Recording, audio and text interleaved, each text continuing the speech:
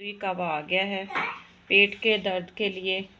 अब आपको मेडिसिन की ज़रूरत नहीं है, एक बार ज़रूर ट्राई करें। अस्सलाम वालेकुम व्यूअर, कैसे हैं आप? उम्मीद करती हूँ आप सब खैरियत से होंगे। ले जी, आज आप लोगों के लिए जादुई कहवा लेके आई हूँ।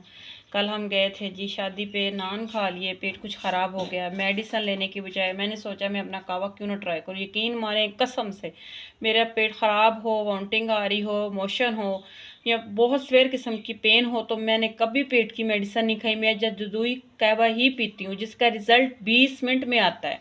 चले जी, इंग्रेडिएंट्स बताती हूँ आपको। पुदीने की पत्तियाँ इतनी लेनी है आपने, ये दालचीनी है, ये सौंफ है हाफ टी स्पून, ये 2 इलायची हैं सब्ज़, और मीठा करने के लिए जो नेचुरल स्टीविया का 1 पैकेट डाल सकते हैं। ये भी नहीं आपने डालना, थोड़ा सा गुड़ डाल लें। अगर वो भी नहीं डालना तो 1 चम्मच आप शहद का यूज़ कर सकते हैं।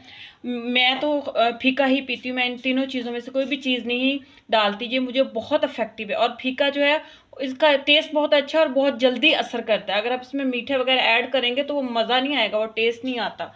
चलें जी, स्टार्ट करते हैं। और 1 गिलास हम 1.5 कप हम